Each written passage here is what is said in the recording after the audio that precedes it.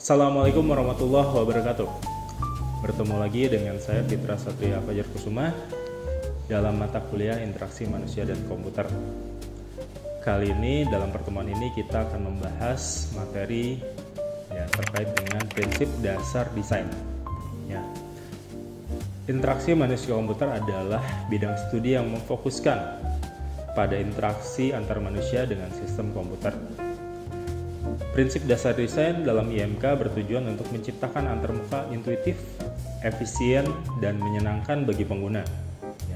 Dalam materi ini kita akan membahas beberapa konsep penting dalam desain antarmuka, termasuk teori warna, komposisi, dan nirmana.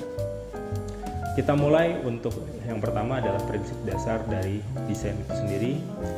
Kita ada beberapa poin di sini. Pertama adalah ada konsistensi.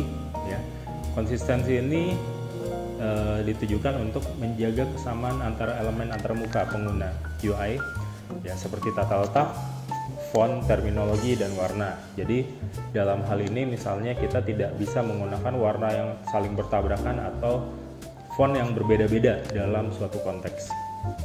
Nah, kemudian ada feedback atau umpan balik. Di sini feedback itu definisinya adalah memberikan umpan balik yang jelas dan langsung kepada pengguna atas tindakan mereka, memberikan warning, menyatakan data berhasil disimpan, menyatakan data gagal atau error, tidak berhasil disimpan user pada saat login mereka gagal, dan lain sebagainya. Kemudian ada familiaritas. Familiaritas itu definisinya adalah menggunakan elemen yang sudah dikenal oleh pengguna agar mereka merasa nyaman dan mudah beradaptasi. Misalnya dengan fitur logout yang ada di sebelah kanan, atau misalnya email, bentuk gambarnya icon email, icon surat seperti itu. Lalu ada prinsip keterjangkauan. Di sini mendefinisikan mendesain elemen UI yang memberikan petunjuk dengan tata cara penggunaannya. Misalnya pada slider ada gambar yang bisa digeser-geser, kemudian ada pada tombol submit bisa ditekan seperti itu. Lalu kita masuk kepada prinsip berikutnya adalah efisiensi. Mendesain antarmuka yang memungkinkan pengguna menyelesaikan tugas dengan cepat dan usaha yang sangat minimal. Artinya jangan dibuat berbelit-belit atau tasnya dibuat rumit dari mengisi sana dan mengisi sini. Ini juga bisa dicontohkan dengan menggunakan shortcut pada keyboard untuk mempercepat navigasi. Lalu ada prinsip kesederhanaan, di mana prinsip ini menjaga desain tetap sederhana, tidak rumit, sehingga mudah dipahami dan digunakan.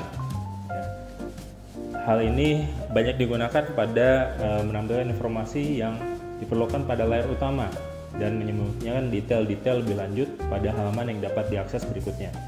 Disimplifikasi. Nah, kemudian ada toleransi terhadap kesalahan.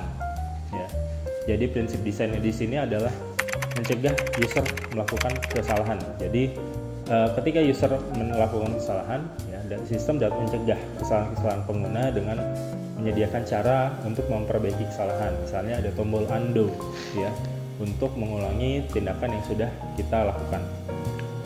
Lalu ada prinsip aksesibilitas, memastikan desain dapat digunakan oleh semua orang tentunya, termasuk mereka yang keterbatasan fisik dan kognitif. Menyediakan misalnya teks alternatif untuk gambar, atau misalnya ada suara yang menunjukkan suatu teks tertentu, seperti itu. Nah, dalam prinsip dasar desain atau UI ini sendiri juga didukung oleh beberapa teori-teori lainnya. Salah satunya adalah teori psikologi warna. Teori psikologi warna ini sangat mempengaruhi karena psikologi warna ini memiliki hubungan dengan emosi, persepsi pengguna, kemudian latar belakang dari pengguna. Contoh, warna kuning itu bisa di beberapa tempat bisa berbeda. Kuning di Indonesia itu bisa menyatakan ada orang meninggal, tapi dalam kebudayaan Cina atau Cina, merah dan kuning itu adalah melambangkan emas yang keberuntungan misalnya. Lalu di satu sisi lagi warna merah bisa menggambarkan sebuah kesan berbahaya atau penting, harus diperhatikan. Kemudian ada skema warna. Selain tadi terkait dengan warnanya, ada skema warna. Skema warna ini banyak tentunya. Ini adalah perpaduan bagaimana kita mengkombinasikan warna, memilih warna untuk membentuk sebuah elemen-elemen dari desain tadi. Ya. Ada analogus, ya, warna yang saling bersebelahan. Kemudian komplementer, ya, warna yang berlawanan dalam color wheels atau roda warna. Ada triadic, menggunakan 3 warna yang terpisah, ya, secara merata dalam roda warna. Kemudian ada kontras, ya, memastikan ada perbedaan yang cukup antar suatu elemen terkait dengan elemen lainnya agar dapat keterbacaan dan fokusnya didapatkan. Misalnya dengan menggunakan teks hitam dengan latar belakang putih. Lalu terkait dengan desain ini sendiri, UI ini tidak terlepas dari prinsip-prinsip komposisi, di mana komposisi ini sendiri juga digunakan dalam fotografi, dalam videografi, ya. Di sini ada prinsip unity atau kesatuan, di mana elemen dalam desain harus terlihat seperti bagian dalam satu kesatuan. Kedua, ada prinsip keseimbangan atau balance, ya. Distribusi elemen visual yang merata untuk mencapai stabilitas. Di situ ada simetris, ya, elemen yang diatur secara teratur, ya, agar seimbang di dua sisi, atau asimetris. Di situ ada elemen-elemen yang diatur agar mungkin berbeda antar sisi kanan dan sisi kiri.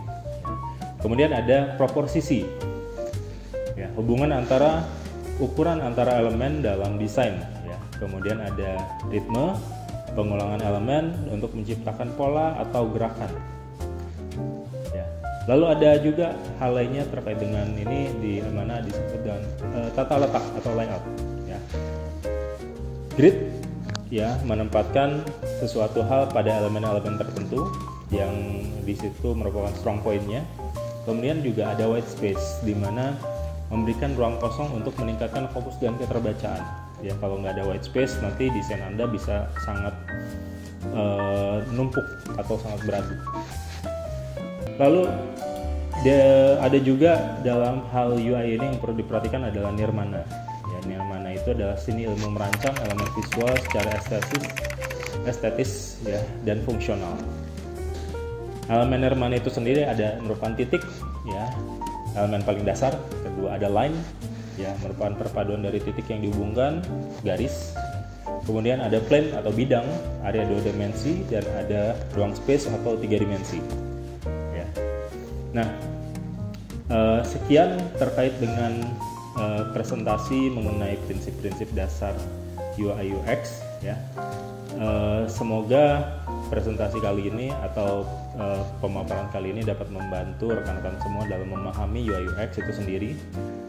Yang jelas dalam materi UI ini sendiri, berbagai macam elemen sangat dibutuhkan. Jadi ilmu IMK itu juga termasuk adalah ilmu-ilmu desain, ilmu-ilmu tentang fotografi, komposisi, dan lain sebagainya. Jadi itu akan sangat membantu Anda dalam mendesain jika Anda cukup memahaminya. Sekian dari saya, terima kasih. Assalamualaikum warahmatullahi wabarakatuh.